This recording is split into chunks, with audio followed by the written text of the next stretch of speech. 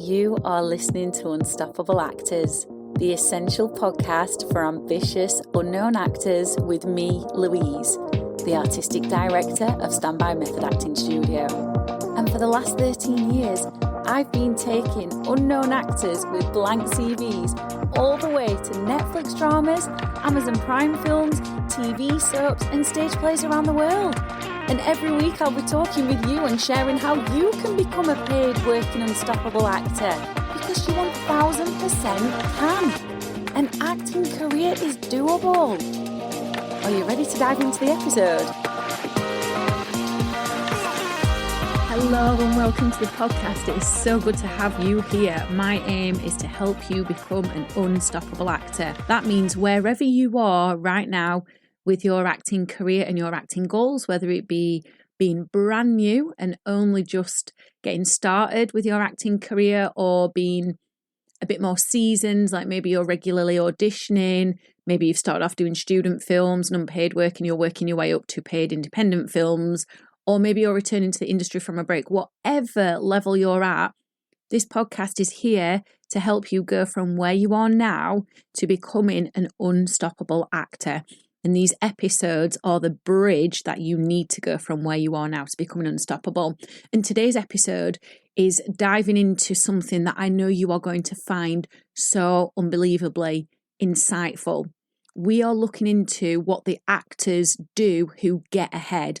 And that means those actors who have started off at zero, just like yourself, and have managed to go on and get paid acting work, whether that be in independent films, whether it be in stage plays, whether it be in TV soaps or TV dramas.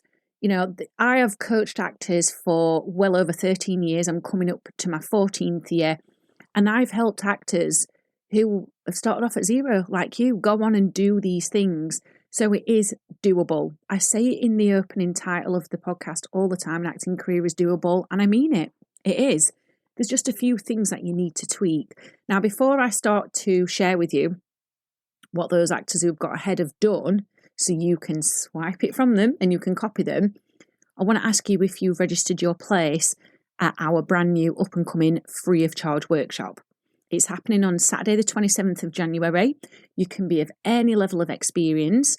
It's called In Character, Polish Your Performances and Get Cast Quicker. It takes place online, so you can be from anywhere in the world. This is for those actors who know they want to polish their performances. They want to get deeper into the character, and they also want to get cast quicker in 2024. So in this amazing workshop, I will be coaching you and I'll be guiding you through 3 very powerful method acting exercises that will absolutely accelerate your talent, making you feel very good about your performances, which then shines through in auditions. So if you haven't already, grab your place by clicking the link underneath this episode. It is going to be bloody epic. So now let's dive into what the actors who get ahead are doing. And as I've already said, they have started from zero, just like you. The actors that I've trained have not been born into wealth. They've not been born into families who've already got actors. They're literally starting off from scratch with no experience, no credits on the CV, and literally no idea what to do, just knowing they want to get out of their day jobs and having a deep passion for acting, which is what you've got. This is why you're here. This is why you're listening to this episode. You're no different. So if my acting students can do it, who've allowed me to guide them, then you can do it as well. And I've come up with 8 different things. As I was, looking over what they did, it was very clear to me that they all had 8 things in common. And these are 8 things that are very, very, very easy for you to take on board. I know 8 might sound like a big number. It might sound a bit overwhelming. It's absolutely not. It's actually easier than you're probably thinking. So the first thing these actors have done that have got ahead is accept that they're starting off as a beginner with very little knowledge or zero knowledge, and accepting that they're starting off at zero. And that's quite humbling. That's a really good place to start, because when you start off accepting you are a beginner and there are a lot of things to learn, you put yourself in a better place because you're coming at the industry with zero ego. and actually the hunger to achieve and succeed and smash your acting goals, whatever they are. So that's the first thing. Accept that you're a beginner. It is absolutely okay to be a beginner. There's nothing wrong with that. It just means there are endless possibilities for you. And that's really exciting, because what we can do sometimes is we can get stuck in this mindset of, oh my God, there's so much to do. It's so overwhelming. Where do I even start? But just that simple act of going, I am a beginner. Yes, there's lots to learn, but there's also endless possibilities. It slightly shifts the needle from overwhelm to excitement. And then it's like, wow, what could I achieve? If I really put my mind to this, what could I actually achieve? And the unknown, rather than it being frightening, is exciting. And that's the unknown is usually where people do come from a place of fear, because it's like, oh gosh, like, will it ever happen? But we just need to slightly switch that and go, I am a beginner. And either my acting career is going to happen or it's not, but it's going to be exciting to find out. So mindset plays a big part in getting ahead in the acting industry, a huge part. We have something called the triangle for success. And mindset is right at the very top of it. The second point on it is skill set. Obviously, you've got to have the skills, you've got to be talented. And then the third point is action set. But mindset is something you are in control of, and you absolutely can switch every single day of your life. A really easy way to do this is if you're starting to worry about being a beginner and worrying that there's too many things to do and that it's overwhelming, too many things to learn, all you need to say to yourself in your head is stop. That's it. Simply say stop, so you actually stop the thought. And then you can just have a little chat with yourself and say, well, yeah, these things might be true, but I'm also more than capable of learning as well. Because there's many things that I've learned in the past. There's many things that I've started off at zero with. There's many things that I've started off as a beginner with. And I've managed to learn and grow and improve and move away from the starting blocks. So working on your mindset and accepting that you're a beginner will always humble you and fill you with excitement because of the endless possibilities.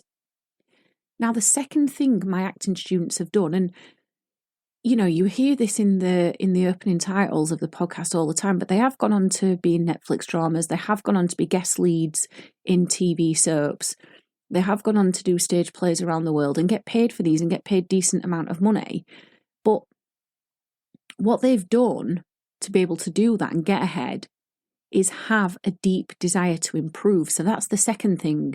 They've had a very deep desire to improve their performances because they know that as an unknown, the only thing that they've got to stand out is their skills. So their skills need improving so that they do stand out, because when you're starting off as an actor, you don't have a name.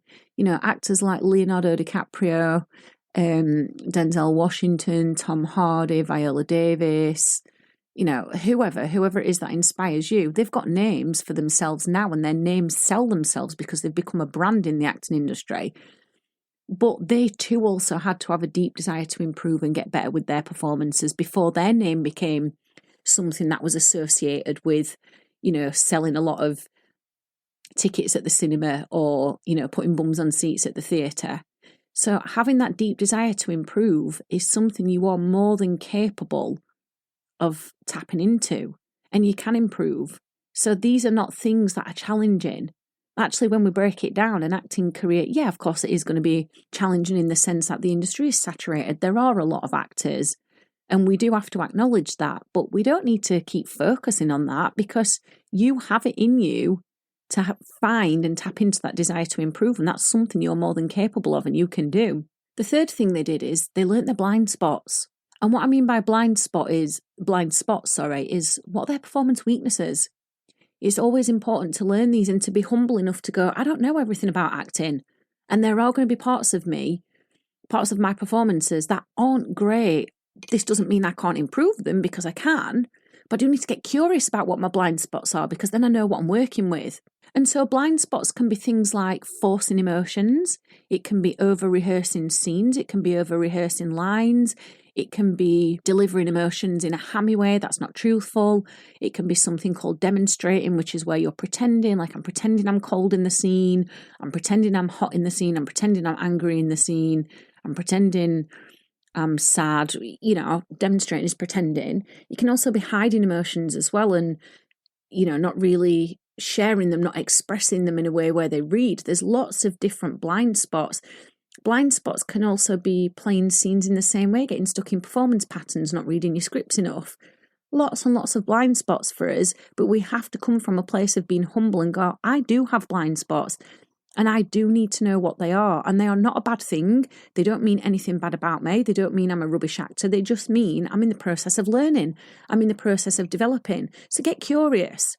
The key to getting ahead in all of this, when you hear all of these 8 points, actually comes down to being curious. Really, that is underneath all of this. It underpins it all. So do get curious about your blind spots, because that's what my students did. And they never saw them as a bad thing. They never beat themselves up about them. Yeah, we can sometimes come out of performances and go, oh, that weren't my best, and not be happy with it, but not to a point where we shame ourselves or we really get down and hard on ourselves. Actually coming out of a performance going, yeah, do you know what, that weren't my best? Well, let's figure out why. Let's figure out why. What was my blind spot? How can I improve this? So learn what your blind spots are, because when you know what they are, you're in a bit better position to start getting ahead. Then the fourth thing is they learn how to overcome their blind spots. So it's not enough just to go, well, yeah, I am hammy with my emotions. I do force them. I do make them bigger, and they are a bit fake. Yeah, it's good to know what they are, but now we need to know how to overcome it. And that's when you would start learning method acting techniques. For example, if you are forcing emotions and you are a bit hammy with them, the techniques that you need are things like personalization. You also need effective memory, substitution. If you know that nerves really take over and your heart races before you get in a scene or before you do an audition, or, you get dry mouth or you forget your lines, which also comes from nerves, then yes, that's good to know that that's what happens, but then you need to know how to overcome that. And the method acting technique for that is either step out, or it's going to be sense memory or relaxation, or actually really it would be a combination of all three, to be honest with you. And these are things that are very easy for you to learn. You are more than capable of learning them. So number 3, learn what your blind spots are. And then number 4, learn how to overcome them and keep practicing the techniques until you've absolutely ironed out what these blind spots are and they're no longer a problem. Because then that's you showing up as a true professional. You are showing casting directors and agents that I'm serious about this because I've been taking my craft seriously. I want to do the best that I can with characters for myself, for my career, and for you, so you can sell me well. So learn how to overcome your blind spots. The 5th thing they did is they discovered what their USPs are. Your USPs are your unique selling points. As we already know, there are tons and tons and tons of actors. There are lots of serious actors who want to be professional, who are professional, who are on the way to, replacing their income. And there are lots of wannabes as well, of course. But it doesn't matter about everyone else. All you have to know is, yes, there are a lot of actors in the industry, but because there are a lot, what actually makes me stand out? What are my unique selling points? And for them, method acting was one of those selling points because, as you already know, it gets you deeply embedded in the character. It stops you playing the obvious. It allows you to make bold, interesting character choices where you are telling the truth, where your acting is no longer acting, it's real, it's genuine, it's authentic, it's a genuine experience. So this became one of their unique selling points. So discover what your unique selling points are. And maybe you are going to come and train in method and allow method acting and the fact that you can deeply immerse yourself in a character to become one of your unique selling points. And of course, there's going to be more unique selling points than that, but that can be one of them. The 6th thing that they did is they became very proactive with improving their skills and finding opportunities. You have to be a proactive participant of your own acting career, because if you're not, you just get left in the sidelines if you're not proactive. And you are more than capable of being proactive. It just means juggling a couple of things around in your life and making time to work on your acting career, both your skills and finding opportunities. It doesn't mean you have to spend hours and hours and hours every single day, because obviously you've got a day job as well and you've got life commitments, but it does mean carving out a window of time every single day to do these things. And you can do that because you can manage your time. Even if at the minute it feels overwhelming and like there's so much you've got to do, you've just got to start prioritising. What are the things that are distractions that I don't need to do anymore, that I'm getting sucked into? Do I scroll on socials for far too long? Do I sit and watch Netflix? When, yeah, watching Netflix is good and I can do that, but actually I could also be doing something else as well. What are the things that are taking up your time that are nice, but they're not really getting you anywhere? And they mean that your, opportunities are passing you by. So be proactive, more than capable of it. The seventh thing they did is they picked themselves back up after every single no that they heard. They adopted the mindset that rejections aren't personal. They don't mean a thing. They don't make them a bad actor. Yeah, there could be things that could be improved in their auditions, but that again goes back to learning your blind spots. The third point that I raised. So rather than seeing a rejection as a personal attack and that there's something wrong with them, actually they changed the mindset to go, no, I just need to get myself out to more auditions and I need to learn from each one. And I have to tell you as well, that made a massive difference for me because I used to be terrified of auditions. I had a lot of bad experiences with auditions and I let them get the better of me. And then eventually, when I returned to the acting industry after having a break from my own acting career, I said, you know what, I'm going to have to make friends with the fact that I'm going to have to do a lot of auditions, because unless I make friends with Steven Spielberg or whoever the latest director is, which I'm not friends with these people, then I'm going to have to work my way up from the bottom. So what can I do instead? I can just see each audition as a learning opportunity, an opportunity to grow as an actor. And so I adopted the mindset of, well, I go into the audition one actor and I come out another actor having learnt something. And that changed everything for me. It made me more relaxed about them. I stopped caring about the no's and instead started focusing more on how can I learn, how can I improve. So you've got to pick yourself back up after every no and no. It is not personal. That's how you're going to start getting ahead, because then you won't be bogged down by the no's. And then the final thing that they did is they made acting a way of life for themselves. They did not stop until they've got to where they want to be. And I mean, I don't want to put words in their mouths, but I know even though many of my students have done TV work and they've got some really good credits on their actor's CV, now they're still not where they want to be, because there's always, they're still hungry for more.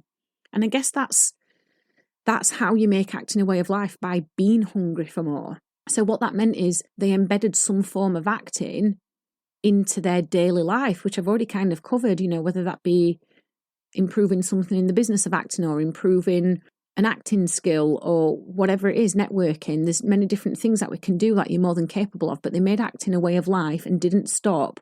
And they're still not stopping because they've got big goals. And they keep going because it starts to become very exciting when you start getting those yeses and you start getting that first paid job, then that second paid job, then that third paid job, even if that's in an independent film that's paying you £150 a day or £120 a day or $170 a day or €180 a day, whatever it is. Like, that first paid job is exciting. And so then they are fueled off of that excitement.